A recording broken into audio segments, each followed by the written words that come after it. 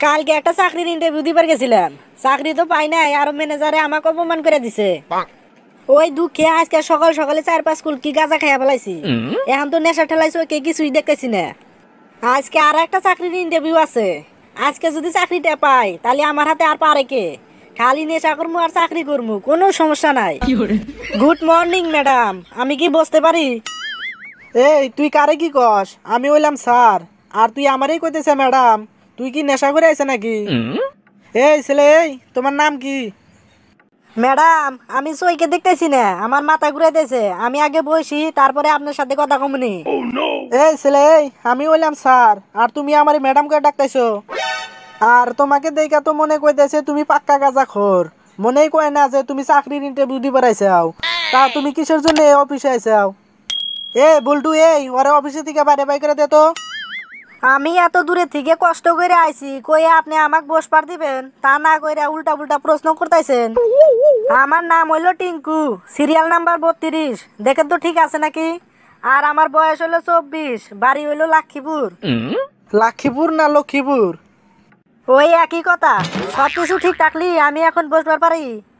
হ্যাঁ ঠিকই আছে, এই ছেলেটারই তো এখন ইন্টারভিউ। আচ্ছা ঠিক আছে, তাহলে তুমি বসো। এই ছেলেকে দেখে তো মনেই কয় না যে চাকরির ইন্টারভিউ দিবার আইছে। আমার মনে কয় নেশা করে আইছে।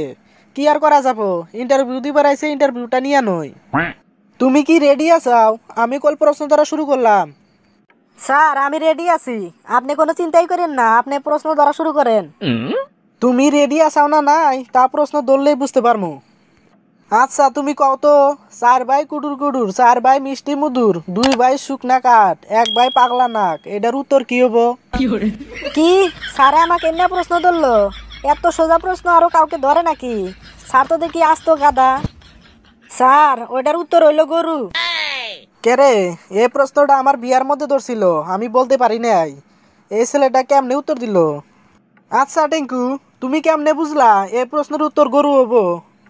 গাঁজা খাই আমি, আর নেশা হয় স্যারের। উত্তর আমি দিছি, তাও স্যারে বুঝতে পারে নাই। স্যার, 4 ভাই কুডুর কুডুর মানে গরুর 4টা ঠ্যাং। 4 ভাই মিষ্টি মুদুর মানে গরুর দুধের 4টা বাট। 2 ভাই শুকনা কাঠ মানে গরুর 2টা শিং। 1 ভাই পাগলা নাক মানে গরুর লেজ। এর আপনি বুঝে কোয়া লাগে? হ্যাঁ, এই ছেলে তো ভালোই উত্তর দিল। ওর প্রশ্নের উত্তর শুনে তো আমি খুব খুশি হয়ে গেলাম। আচ্ছা টিঙ্কু, তোমার প্রশ্নের উত্তর শুনে আমি খুব খুশি হয়েছি। তোমার 3টা প্রশ্নের উত্তর দেওয়া লাগবো, তার মধ্যে একটার প্রশ্নের উত্তর দিছাও, আর 2টা বাকি আছে। এই 2টা প্রশ্নের উত্তর যদি ঠিকঠাক দিতে পারো তাহলে চাকরিটা তোমাকে দিয়ে দেবো। কি?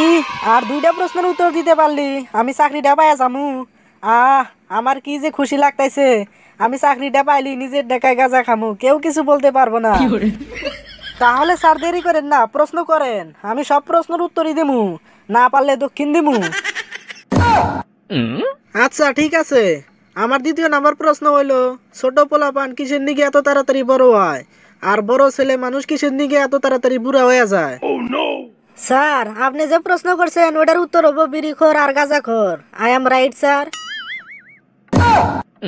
আজকে কার পাল্লায় পড়ছি, যাই প্রশ্ন করি তাই উত্তর দিয়ে দেয়। আচ্ছা টিঙ্কু, তুমি কেমনে বুঝলা এটার উত্তর বিড়িখোর আর গাঁজাখোর হবো? আর তুমি এটা কি ইংলিশ কইলে? স্যার, এই প্রশ্নের উত্তর তো আগেরটা শেষ সোজা। ছোট পোলাপান কিসের দিকে এত তাড়াতাড়ি বড় হয়, এর মানে হইলো এরা বিড়ি খায়। আর বড় ছেলে মানুষ কিসের দিকে বুড়া হয়ে যায়, এর কারণ হইলো এরা গাঁজা খায়। এই গাঁজা খাওয়ার কারণেই এদের অল্প বয়সে দাঁত পড়ে যায়, আর দাঁত পড়ে যাওয়া মানে বুড়ো হয়ে গেল।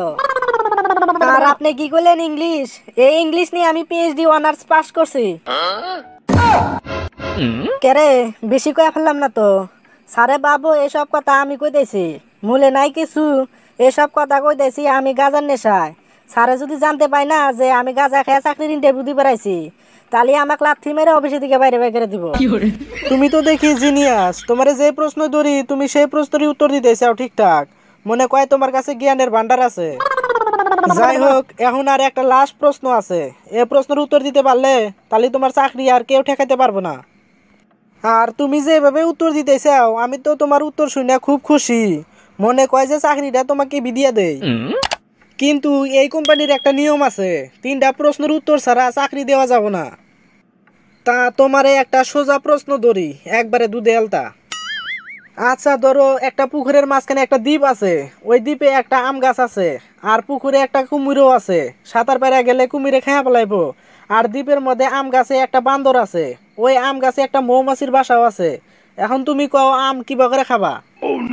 স্যার আমি মৌমাছির বাসায় একটা ডেল মারবো আর আম পাইয়া যাব। ভুল উত্তর। সঠিক উত্তর হলো বান্দরকে ঢেল দেওয়া। বান্দরের সাথে মানুষ যা করে ওরাও তাই করে। তুমি এর আগে দুইটা প্রশ্নের উত্তর দিছাও, তাই তোমার চাকরিটার হাতছাড়া করবার চাই না। তুমি কইলাও মৌমাছির বাসায় ডেল মারলে আম পাইয়া যাবাগা, কিভাবে অল্প বুঝিয়া বলো তো। স্যার আমি বান্দরকে ডেল মারলি বান্দর আম দিয়া ডেল না মারতে পারে, তবে মৌমাছির বাসায় যদি ডেল মারি তাহলে অবশ্যই মৌমাছি বান্দরকে কামড় দিব, আর বান্দরে বিরক্ত হয়ে আমাক আম দিয়া ডেল দিবই।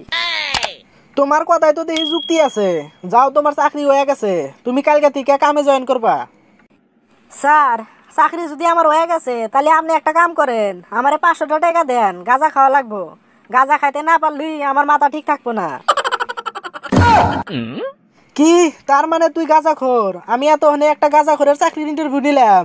হাই রে সর্বনাশ, তুই গাঁজা খায় চাকরির ইন্টারভিউ দিবার আইছে? তোর দ্বারা এই চাকরি হবো না, তুই তাড়াতাড়ি বাড়াইন দিকে।